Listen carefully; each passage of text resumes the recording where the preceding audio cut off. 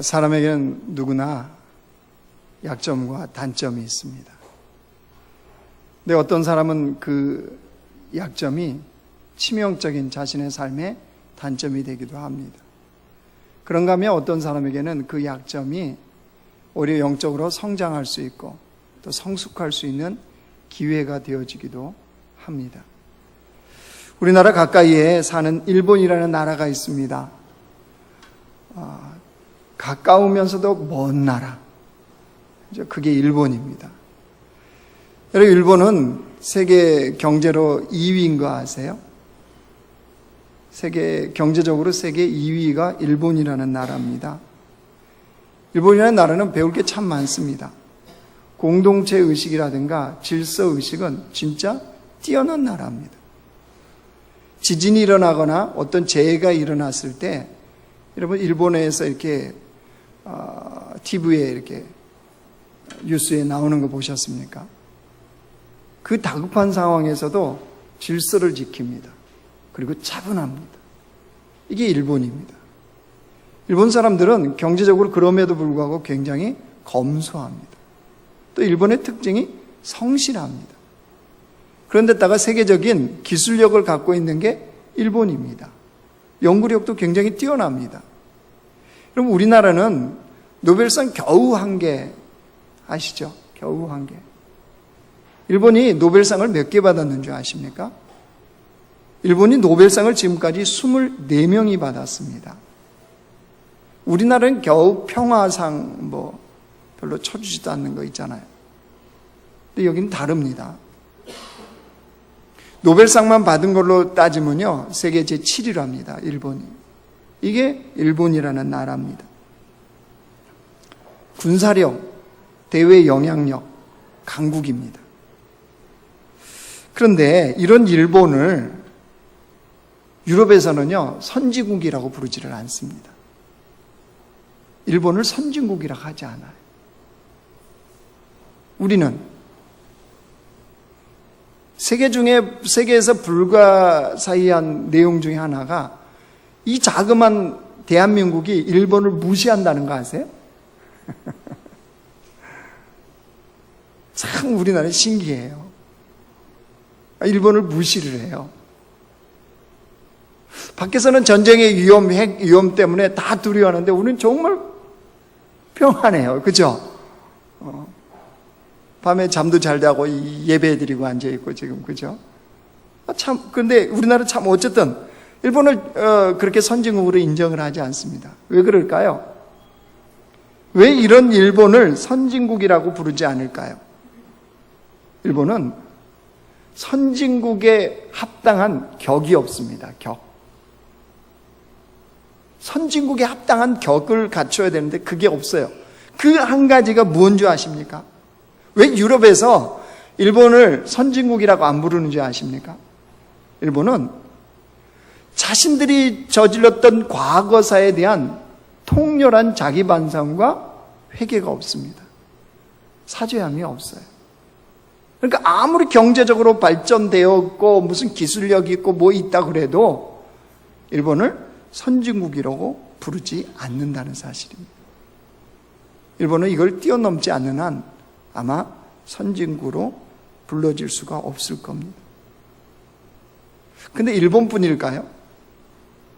여러분, 우리 자신은 어떨까요? 우리 자신은 나름대로 잘 살고 있다고 생각하는데 우리에게도 부족한 한 가지가 없을까요?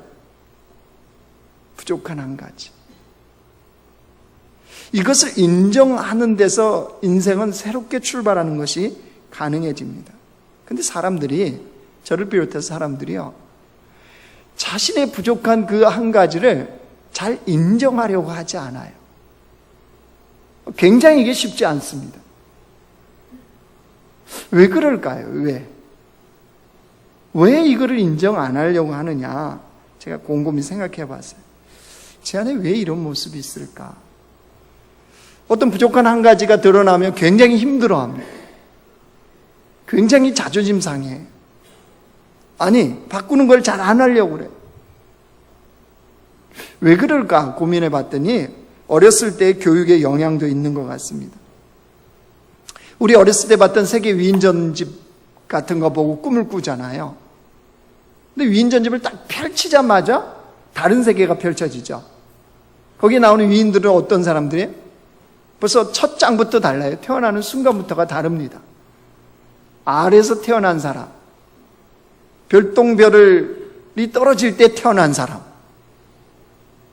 뭐 땅에서 빛이 나와서 태어난 사람, 출발이 우리부터 좀 달라요. 그런데다가 태어나면 힘은 어떻습니까? 천하장사예요. 머리에 똑똑하면요, 천재입니다. 그런 배경을 가지고 세계적인 인물이 되었다라고 우리는 위인전에서 읽었거든요. 그러니까 한마디로 흠도 티도 없어요. 그런 사람들이 세계적인 위인이 되더라는 거예요. 근데 거기에 비춰보면 우리는 어떻죠? 태어나는 순간부터 물 건너갔어요. 물 건너가. 저희 집은 하도 애를 많이 낳아서 제가 막내로 태어났는데 안 낳으려고 간장을 그냥 바가지로 몇 바가지를 마시고 그래도 안 떨어지니까 언덕에서 논두렁에서 막 부르셨대요. 헐, 그러고 제가 태어난 거예요. 그런 출발부터가 이거는 위는 고사하고 그잖아요. 그러니까 그런 것을 통해서 우리가 학습을 하다 보니까 어떤 생각이 있냐 그러면요, 위는 다르구나, 벌써 출발부터가 다르구나라는 생각을 하면서 어떤 사람이 잘 사느냐? 흠도 티도 없는 사람. 그러니까 자기의 부족함을 인정하지 않는 것이 지혜요 승리의 비결이다라고 사람들은 생각한다는 거예요. 그러고 나서 예수님을 믿고 성경을 보니까 어떻습니까?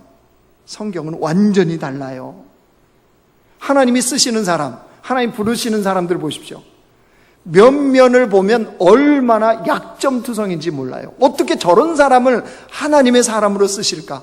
어떻게 하나님은 저런 사람을 선택하실까 할 정도로, 그런데다가 성경은요 적나라하게 기록해놨어요. 그들의 약점, 그들의 부족함. 다윗만 한번 생각해 볼까요? 다윗. 하나님은 다윗을 뭐라고 그랬어요? 내 마음에 합한 자라, 그를 통하여 나의 모든 뜻을 이루리라, 이렇게 칭찬했던 사람이 다윗입니다. 근데 다윗을 성경은 어떻게 기록해요?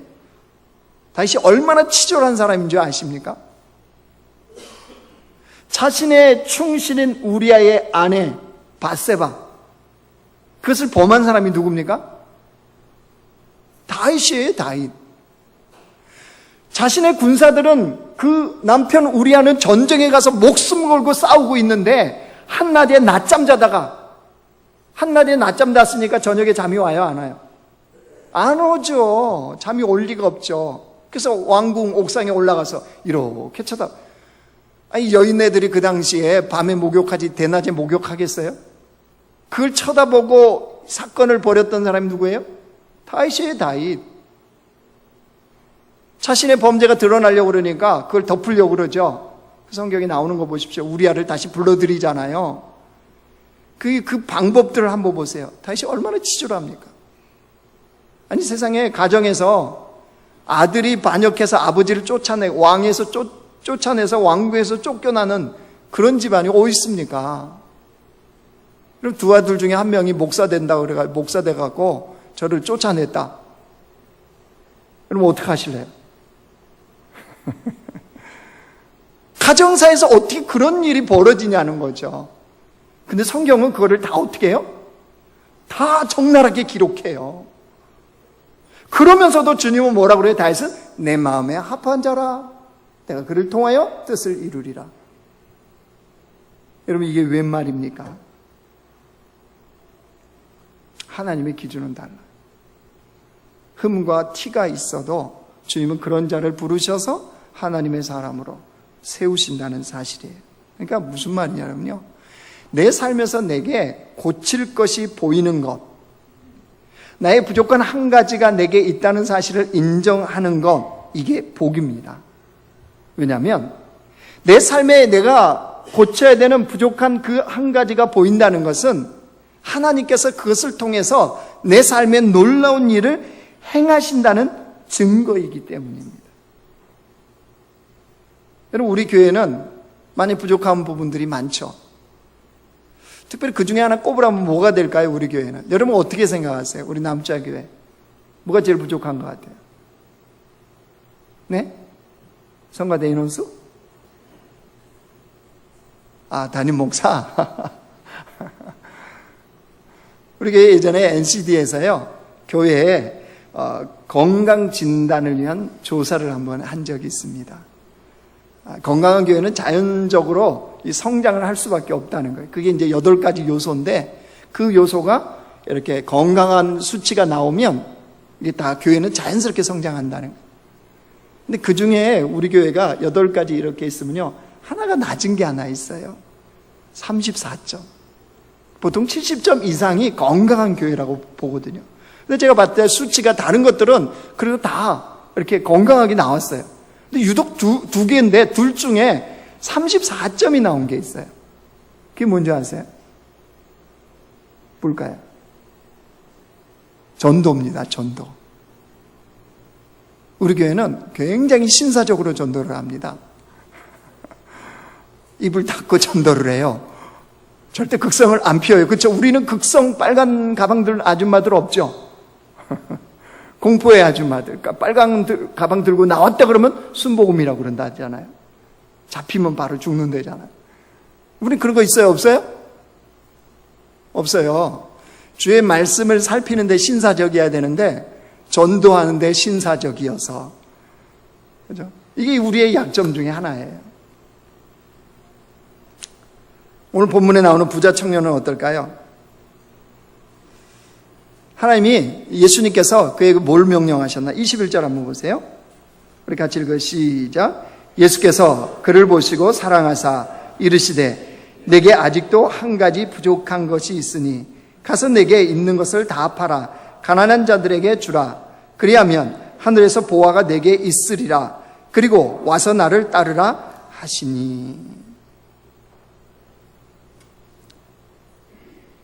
예수님께서 뭐라고 말씀하셨냐 그러면 내게 있는 것을 다 팔아서 가난한 자들에게 주라.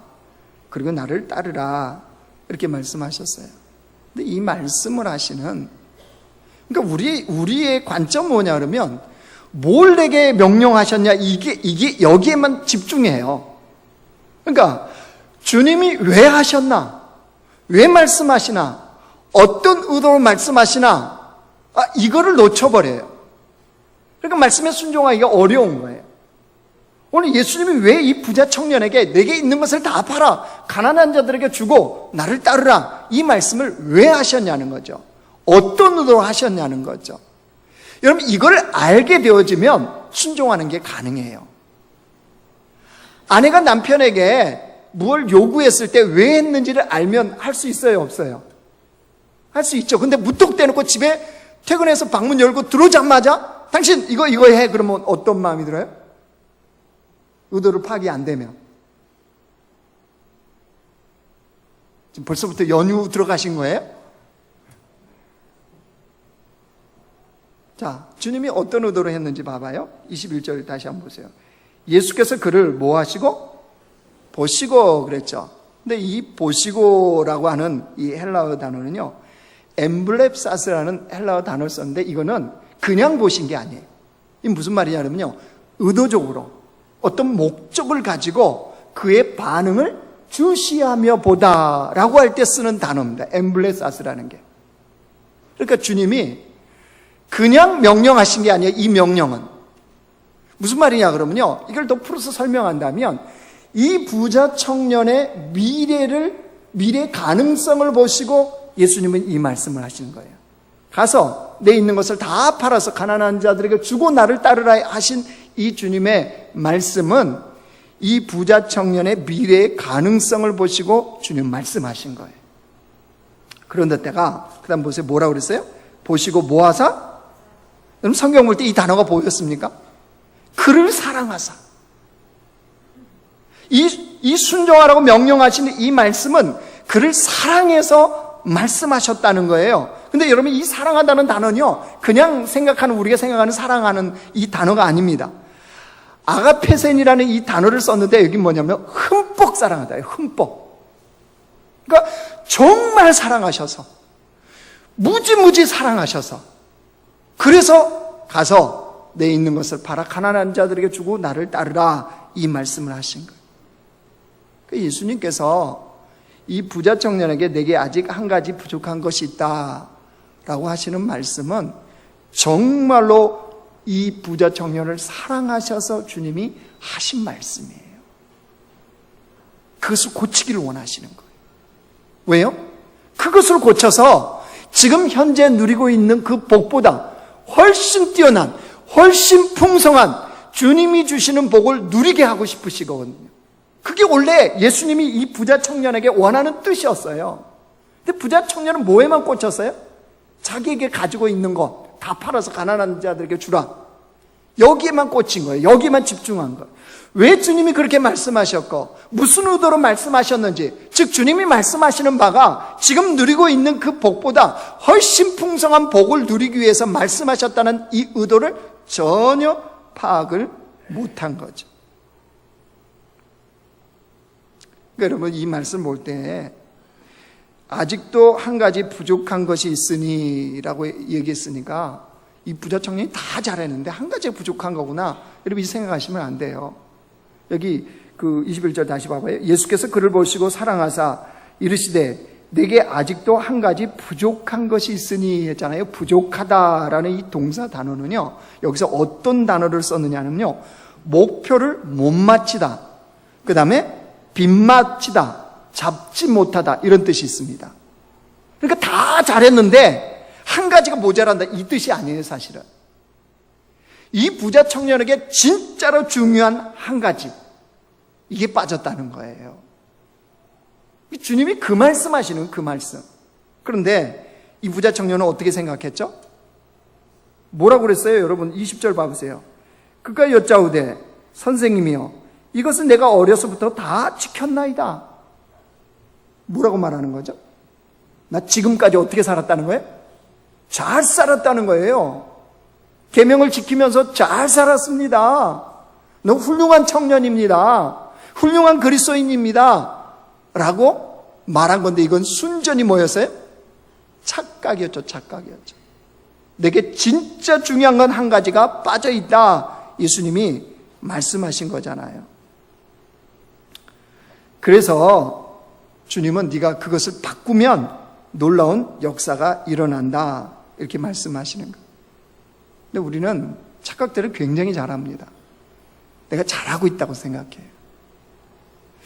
저는 개인적으로 요즘 도전받는 것 중에 하나가, 그 목사로서 자녀들 그래도 나름대로 잘 양육했지, 내가 목사로서 본을 잘 보였지 라고 생각하고 있었는데, 요즘 이게 만만치가 않습니다. 저의 이런 착각을 아주 잘 깨뜨려주는 우리 공주님이 한 분 계십니다. 벽에 부딪힐 때가 있어요. 그런 막 한계를 깨달아요. 내가 잘못 양육했을 수도 있겠구나. 아니, 잘못 양육하고 있구나. 순전히 이만하면 괜찮게 애들 양육했지라고 하는 것이 순전히 내 착각이구나 라는 것을 여지없이 깨뜨려줘요. 그러다가 그 위에 계시는 또 한 분이 계세요. 그분도 그래요. 그분도. 그분들은 다 자녀입니다. 자녀. 여지없이 저를 보게 해줘요. 그런 모습을 봤을 때, 자녀 양육의 그 영역에서 내게 부족한 한 가지, 주님이 말씀한 이 한 가지는 이런 것이구나. 어쩌면 이 부자 청년과 같은 내 모습이 있구나. 내가 이 주님이 이렇게도 했습니다. 저렇게도 했습니다. 여러분, 애들한테요, 성경 읽기를 꾸준히 강조했잖아요, 저 집은. 근데 그게 상처도 되나 봐요.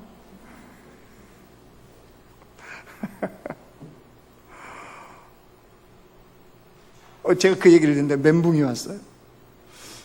성경 읽으라고 그러는데 왜 이게 상처로 올까?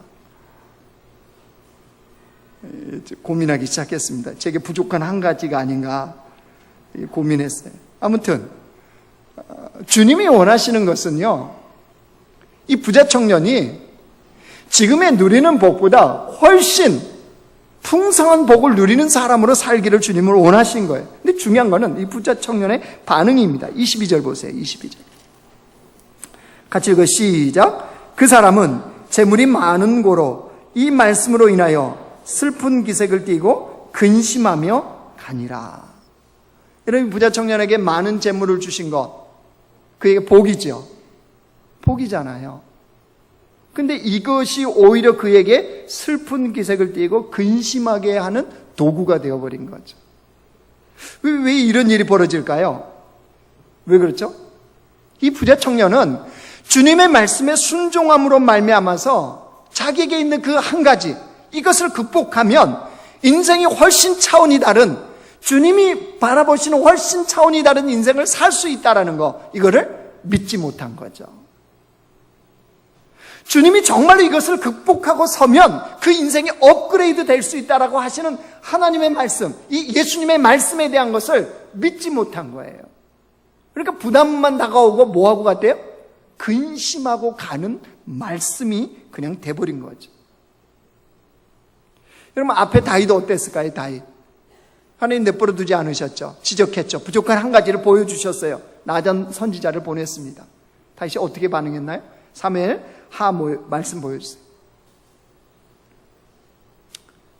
같이 읽어요. 시작. 다윗이 나단에게 이르되 내가 여호와께 죄를 범하였노라 하매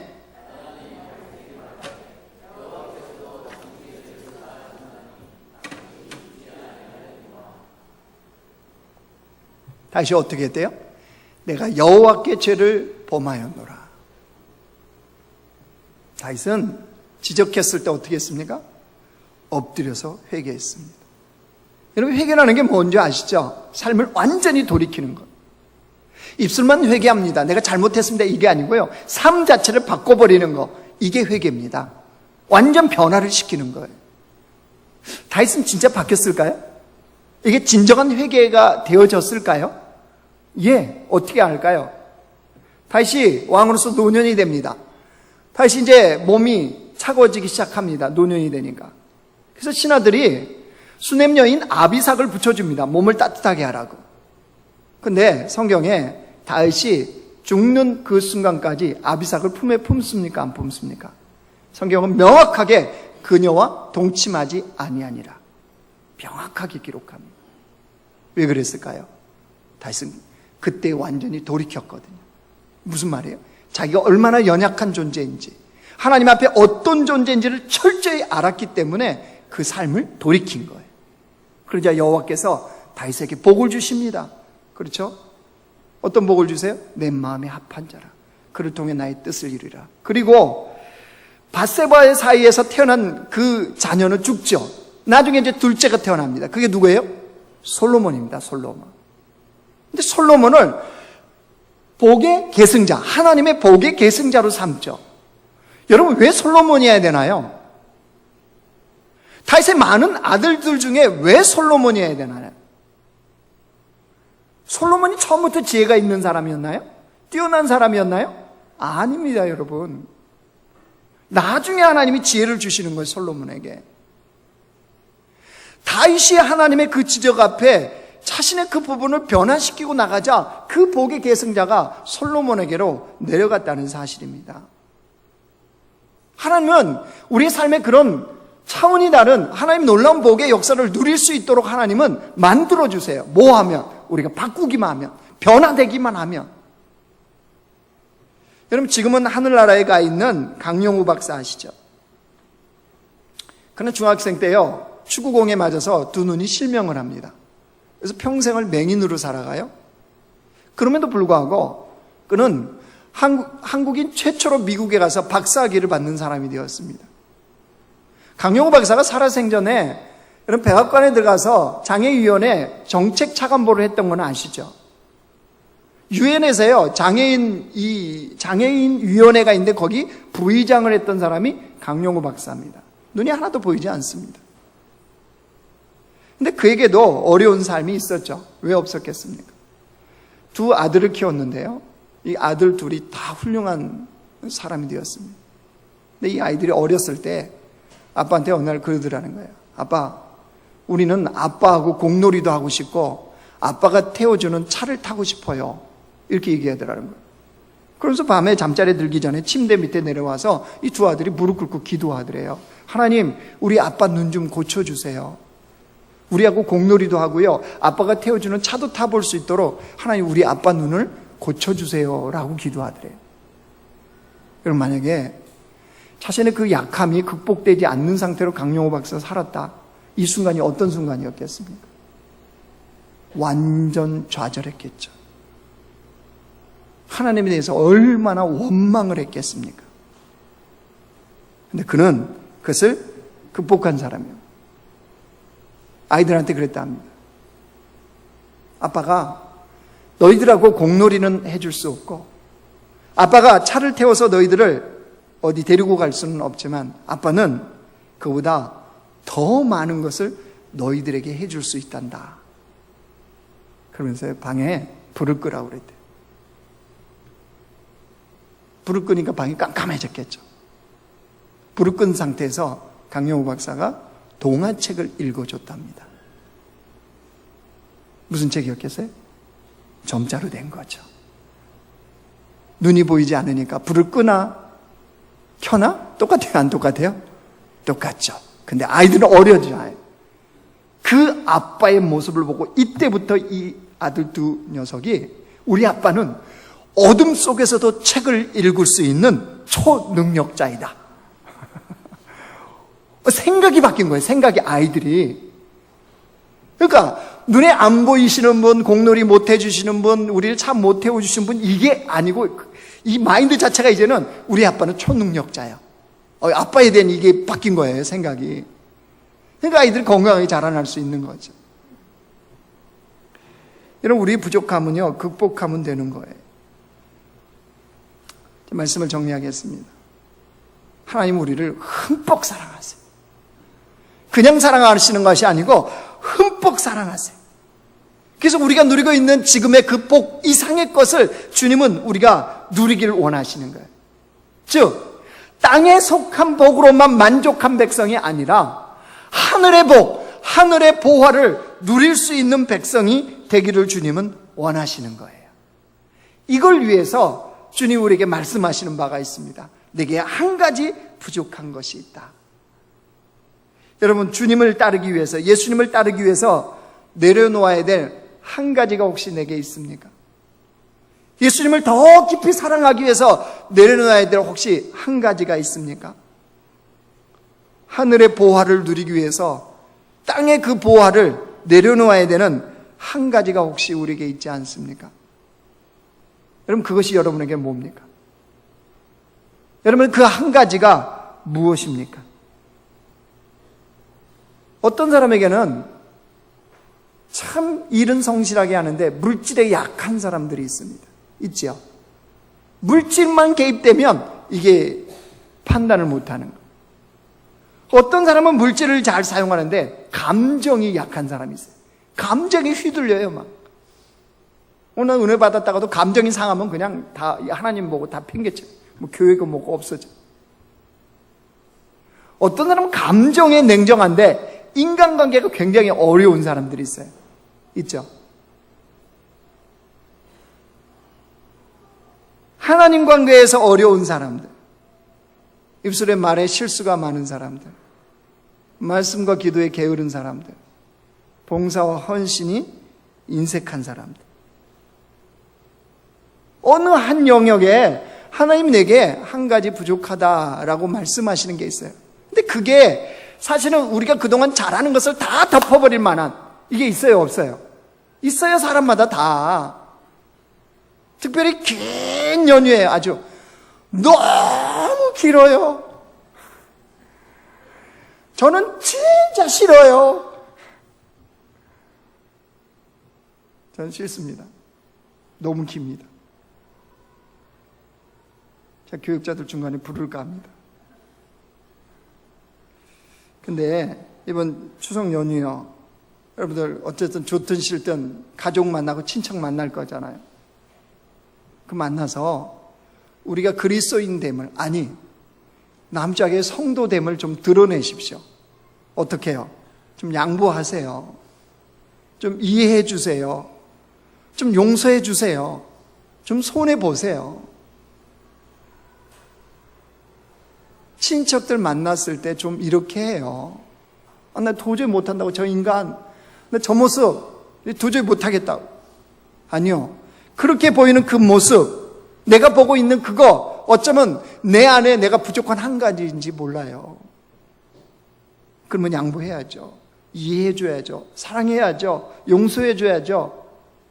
내가 손해볼 수 있어야죠. 추석 명절에 만나서 묵은 감정들 다 쏟아내고 도대체 저 사람이 그리스도인인지, 도대체 나무주야교회 다니는 사람인지, 이래서는 안 되지 않습니까? 근데 우리 이런 것들이 마비가 되어지면 전혀 그걸 모르고 살아갑니다. 하나님은 우리가 더 놀라운 여호와의 복을 누리길 원해요. 하늘에 속한 복을 누리는 백성이 되기를 원하는 거예요. 그렇다면 우리 안에 있는, 그동안 내가 추구했고 내가 나름대로 잘 살았다고 생각하는, 착각하는 내 안에 있는 욕심대로 살아가는 이 인생, 내려놔야 되지 않겠어요? 그리고 주님을 따르기 위해서 부족한 그 한 가지를 변화시키는 작업에 내가 들어가야 되지 않겠습니까? 그럴 때 하나님의 더 놀라운 풍성함을 누리는 것이 가능해져요. 여러분, 이런 삶에 우리가 좀 도전을 해보기를 원합니다. 이런 삶을 위해서 내가 좀 바꿔보기를 원합니다. 어쩔 수 없이 상황에 몰려서 바뀌는 게 아니고, 그죠? 남편은 남편으로서, 아내는 아내로서, 여러분, 바뀌어야 될 부분이 있잖아요. 아니, 남편이 볼 때, 아내가 볼 때 하도 뭐라고 그러니까 괴롭히니까 이게 아니고, 하나님의 관점에서 볼 때 사랑하는 아들로서, 사랑하는 딸로서 우리 안에서 바뀌어야 될 게 있습니까? 없습니까? 있어요, 여러분. 유아실에 있는 분들, 유아실 할렐루야. 유아실에 오늘 뭐 하시고, 자, 들리면 두 손을 들어서 할렐루야. 유아실 할렐루야. 유아실에 있는 특별히 아내 되는 분들, 좀 변화돼야 돼요. 남편을 그렇게 잡는 게 잘 사는 게 아니에요. 예? 남편 죽어요, 죽어. 예? 남편을 살리는 게 세상을 살리는 거고, 남편을 살리는 게 하나님 나라를 살리는 건데, 애봐라, 설거지해라, 빨래해라, 휴일날은 집에 같이 있어라. 남편도 때로는 혼자 있고 싶고, 남편은 때로 쉬고 싶고 이럴 때가 있어요. 할렐루야?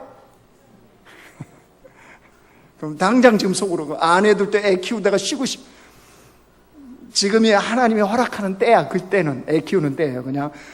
그냥 십자가 지고 가요. 그냥 벗어버리지 말고. 무엇을 말하는 거 아시겠죠? 주님이 말씀하신 말이에요. 그러니까 누가 말하건 세상이 말하는, 아니 남편이 아내가 말한 그거 말고 하나님께서 보실 때에 내게 변화될 그 한 가지, 그게 우리 안에 있단 말이에요. 그것을 변화시키고 하나님이 주신 그 풍성이 무엇인지를 또 경험하고 그것을 간증하고 찬양할 수 있는 주의 백성들 되시길 주님의 이름으로 축원합니다.